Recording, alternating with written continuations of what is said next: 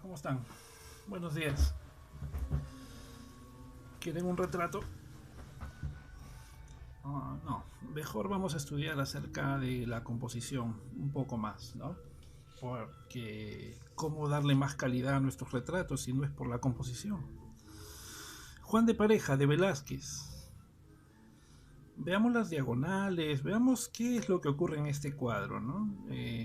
Para estudiar la composición, como a veces les digo, necesitamos ir a las obras en donde ya ocurre una composición y ver las sensaciones que nos produce.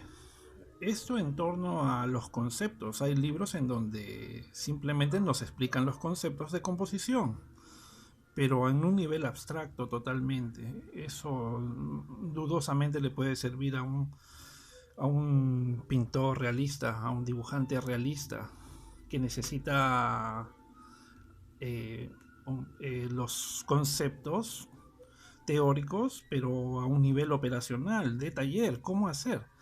Bien, bien, bien. Entonces, procedamos, ¿no? Este es el cuadro.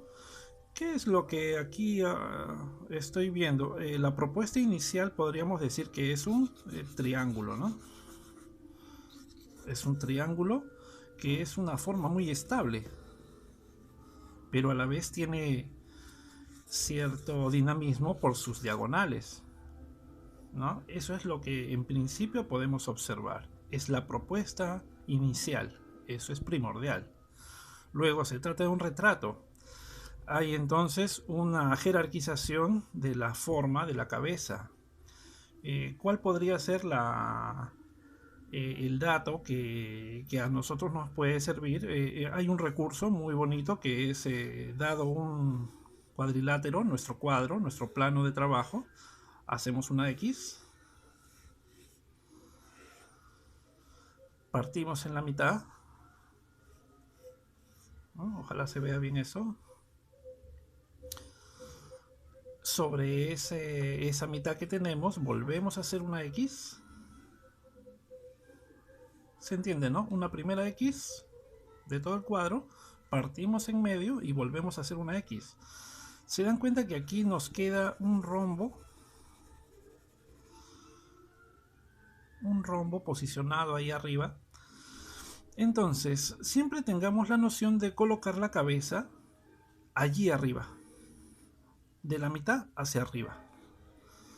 ¿Qué logramos con eso? Pues una sensación de elegancia, ¿no? Pueden sentirla ahí en el cuadro, una sensación de elegancia, de armonía con el formato.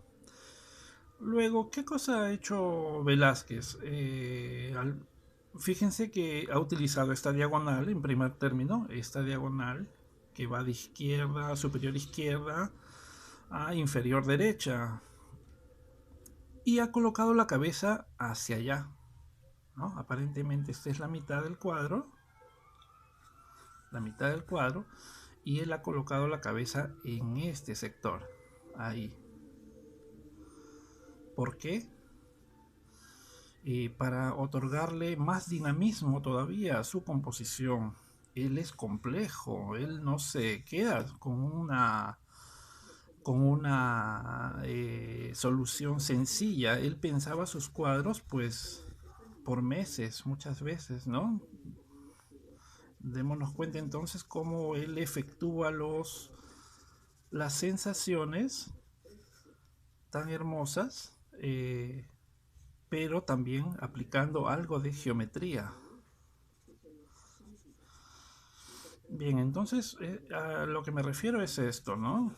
Es una geometría bastante sencilla. Luego él coloca acá, a manera de L, el brazo, dando más estabilidad todavía a su composición. En este sector coloca chiquita ahí la mano, y acá telas y pliegues que ya no son tan interesantes, pero terminan de darnos una sensación vigorosa, ¿no? De posicionamiento del personaje, de la mitad hacia allá.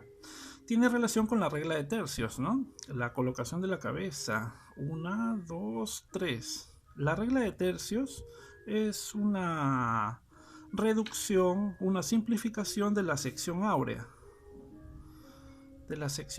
¿No? Entonces, hay una explicación geométrica, matemática, de por qué se ve la cabeza colocada allí de la manera más hermosa, ¿no?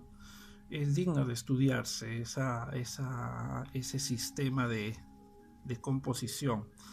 Yo lo que he podido ver es que los profesores actuales denigran justamente, ¿no?, ese tipo de conocimientos de geometría y matemática, como diciendo que eso ya es cosa del pasado. Sí, justamente, eso es cosa del pasado. Pero no es motivo por el cual no se le dé información al alumno, ¿no es cierto? Nosotros justamente queremos esta calidad para nuestras obras. Entonces, investiguemos. Si no se nos quiere enseñar, investiguemos. No hay problema. Si el profesor no tiene el conocimiento, busca otros profesores. Incluso si están en los museos, ¿no? Y bueno, esto en torno a este cuadro. Aparentemente sencillo, pero no lo es tanto, ¿no? Tenemos entonces un esquema geométrico de qué es lo que supuestamente ha hecho Velázquez. Bien, pero ¿qué ocurre? Existen otros cuadros en donde la composición es más compleja, es más complicada a varios niveles, ¿no? Ya no solamente es la posición de las figuras en el cuadro, sino un peso simbólico, ¿no es cierto? Todas las metáforas hechas figuras, hechas personajes, ¿no? Aquí tenemos el tiempo, Cupido, Venus. Entonces, hay composiciones en donde la estructura es mucho más compleja. Igual vemos acá una diagonal, posicionamiento en triángulo. No está usándose el centro para posicionar una figura, sino más bien hay un balance, ¿no es cierto? 1, 2, 1, 2. Y hay un trasfondo. Hay más figuras, ¿no? Este es un cuadro de Bronzino, por cierto, ¿no? Es toda una alegoría compleja.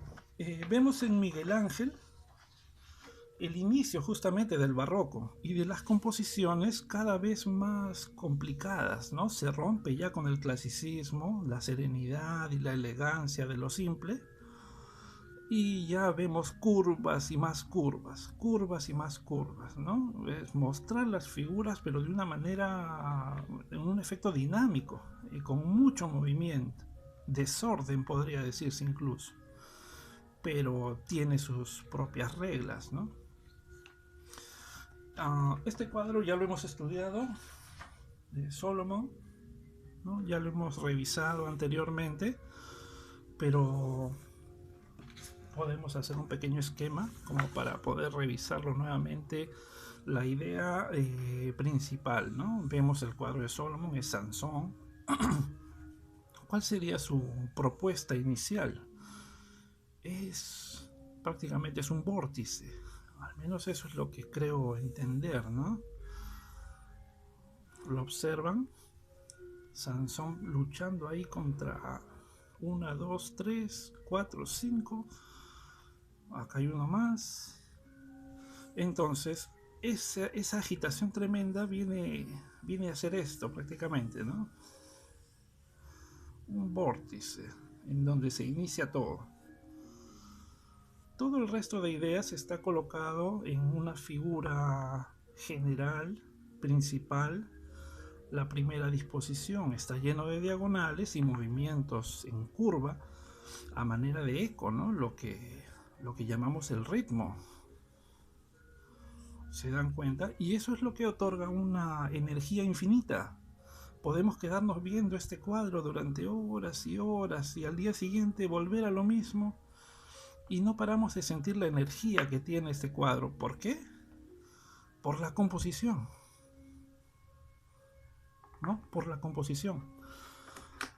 Es hermoso el estudio de la composición, pero claro, hay que investigar bastante, ¿no? Esto tienen en el canal la ejecución de estos esquemas, ¿no? Que son un poco más geométricos. Bien, eh, tengo otros cuadros también interesantísimos, ¿no? Por ejemplo, está este también de Solomon, ¿no? El San Jorge, ¿no? Está cargando a la doncella con su, con su lanza. Solomon hizo muchos estudios para lograr este cuadro y matando al dragón aquí abajo, ¿no? Lo está pisando. Es una composición en diagonal bastante fuerte, ¿no? Y nuevamente, ¿no? Tenemos el recurso de las diagonales y el posicionamiento de la parte más interesante, los rostros, sobre la mitad, ¿no? Es un recurso general. Estaría como para hacer un estudio, ¿no es cierto? Bien, hasta ahí. Yo creo que el próximo cuadro a estudiar sería este, ¿no? La fragua de Vulcano, que también es poderoso, interesante, ¿no? Un momento especial de Velázquez. Bien, lo dejamos ahí por ahora.